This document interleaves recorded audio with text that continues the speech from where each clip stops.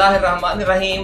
अस्सलाम वालेकुम नाज़रीन, हाज़िर खिदमत है आपका मेज़बान अब्दुल कुद्दूस एक और एक्सक्लूसिव वीडियोस के साथ। आज हम आपको पेश करेंगे डॉक्टर समर मुबारकबंद का एक अजीबो गरीब इंटरव्यू है। एक बार फिर वायरल हो रहा है पूरे पाकिस्तान में और उसके जो गुफ्तगू की गई है उसे सुनकर लोग हैरान हैं और ये कहा जा रहा है कि क्या एटमी साइंसदान डॉक्टर समर मुबारकबंद ने भी इमरान खान से हाथ मिला लिया है।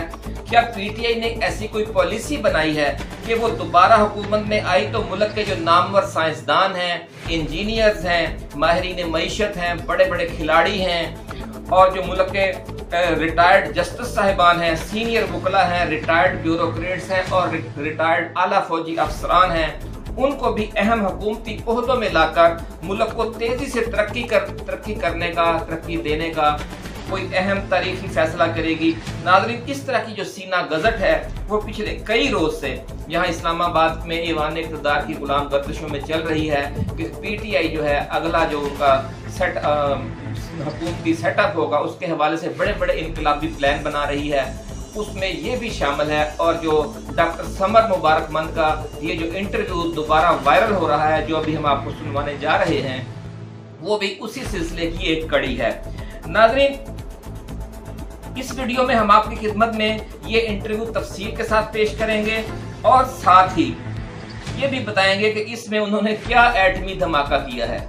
एटमी धमाका आपको नजर आएगा जब आप ये इंटरव्यू सुनेंगे और ये एटमी धमाका कहीं और नहीं होगा, खुद आपके दिमाग में होगा और आप हैरान हो जाएंगे और एक भूचाल आ जाएगा आपके दिलो दिमाग में और कि यार ये सूरत हाल है इस मुल्क की। और पिछले 30-40 वर्षों से जो लोग यहाँ पर हुक्मरान रहे हैं उनकी ये सोच है, उनका ये तरीक़ेकार है और वो यहाँ तक अपने जाती मामलात की वजह से उलझे हुए हैं और मुल्क को कौम की उन्हें इस बिल्कुल ही परवाह नहीं है। ये इस इंटरव्यू सुनकर यकीनन आप नाज़रीन आप भी बहुत सटपटा उठेंगे, मैं आपको यकीन के साथ कह रहा हूँ। और ये असल चेहरा जो है उनका जब आपको नजर आएगा तो आपको समझ आएगी कि हमारा मुल्क तरक्की क्यों नहीं कर रहा, महंगाई, बेरोजगारी और गुर्बत व पसमानदगी मुसलसल क्यों बढ़ती जा रही है और ये कि अगर यही लोग मजीद हुक्मरान रहे तो फिर क्या होगा। खुदा न खास्ता इस मुल्क का और बेचारे 22 करोड़ अवाम का क्या बनेगा। इंटरव्यू सुनने से पहले नाज़रीन एक आखिरी बात जो हम हमेशा करते हैं कि जो हमारे नए दोस्त हैं वो इस चैनल को सब्सक्राइब करके बेल आइकन जरूर दबाएं ताकि जो हमारी नई आने वाली वीडियोस है वो आपको बर वक्त मिलती रहे। तो नाज़रीन अब ये सुनिए धमाका खेज इंटरव्यू जो डॉक्टर समर मुबारकबंद, देखिए क्या कह रहे हैं। गवर्नमेंट को दिलचस्पी है उसको आगे लेके चलें, ना फेडरल गवर्नमेंट को दिलचस्पी है कि उसको आगे लेके चलें। जैसे जिस दिन मैंने खत लिखा प्लानिंग कमीशन को, ये आसन इकबाल साहब को कि जी हमने बिजली बनानी शुरू कर दी है, उसी दिन उन्होंने उस प्लांट के पैसे बंद कर दिए। ये खुशखबरी सुनते ही ना उन्होंने पहला काम यह किया कि इसके पैसे बंद करो, जैसे हम कोई जुर्म कर चुके कर हमने वो कर दिया। तो ये अगर एटीट्यूड है हुकूमत का, इससे साफ जाहिर होता। अब उन्होंने अगर पैसे बंद किए तो मैं नहीं समझता कि नवाज शरीफ साहब को नहीं पता, मैं नहीं समझता कि साठ डार साहब को नहीं पता होगा। अगर पैसे इतनी बड़ी प्रोजेक्ट के पैसे बंद किए हैं तो वो, और सिंध के इसमें वाहिद प्रोजेक्ट है पावर प्रोजेक्ट जो फेडरल गवर्नमेंट इस वक्त कर रही है सीपैक से बाहर। सीपैक को छोड़ दें आप, सीपैक तो आप कर्जा लेके बना रहे हैं। तो ये चीज़ जो है ये अगर आप इतनी अच्छी चीज़ एक बना रहे थे जिसमें सस्ती बिजली बननी थी और कोई पोल्यूशन नहीं थी होनी, थर के पूरे डेजर्ट को हमने बर्बाद नहीं था करना धुएं के साथ और खुदाइयाँ कर करके गड़े मार तोड़ करके, तो 7 रुपए यूनिट उनको बिजली हम देने के लिए तैयार थे और इतनी कैपिटल इन्वेस्टमेंट कम हो रही थी उसमें। सिंध गवर्नमेंट वहां पे बैठी हुई है, सिंध गवर्नमेंट को पता है हम क्या कर रहे हैं। सिंध गवर्नमेंट वो साथ एंग्रो के प्रोजेक्ट में लगी हुई है, एंग्रो में वो माइनिंग करने की कोशिश कर रहे हैं। मैंने उनको 50 दफा बताया कि माइनिंग बहुत महंगी होगी, अगर आप करेंगे उससे जो बिजली बनेगी वो बहुत महंगी बनेगी।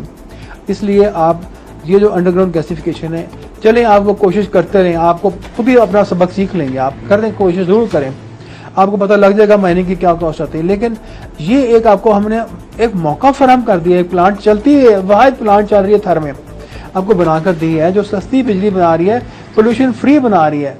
पोल्यूशन बहुत बड़ा मसला है चाइना में जहाँ कोल फायर्ड प्लांट चल रही हैं और आप उसी रूट पर फॉलो कर रहे हैं। अगर आपके मुल्क में नीचे ज़मीन के ज़ेरे ज़मीन इतने ज़्यादा ज़खायर हैं शेल गैस के और शेल ऑयल के कि अमेरिकन सर्वे कहती है कि दुनिया का सबसे बड़ा जखीरा तेल का और गैस का आपके मुल्क के नीचे शेल की शक्ल में, शेल स्टोन में मौजूद है। और ड्रिलिंग हो रही है और यहाँ पे फॉरेन कंपनीज ड्रिलिंग कर रही हैं ऑयल के लिए, तो उनको शेल स्टोन हर कदम पे उनको शेल स्टोन मिल रहा है जिसमें तेल से भरा हुआ है और गैस से भरा हुआ है।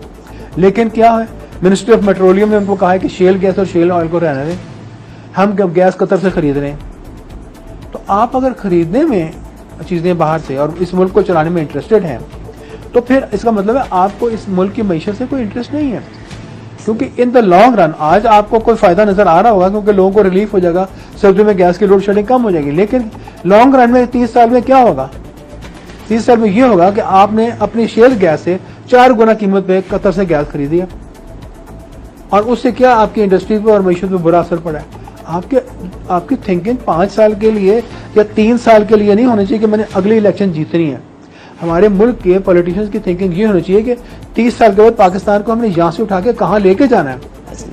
ये नहीं होना चाहिए इमीडिएटली ऐसे काम करें कि जो लोगों को पसंद है और फौरन हम पॉपुलर हो जाए और अगली इलेक्शन जीत जाए। ये सोचना चाहिए कि पाकिस्तान को 25 साल बाद या 10 साल बाद या 20 साल बाद हम कहां लेके जाएंगे और पाकिस्तान यहां से वहां पहुंचना चाहिए।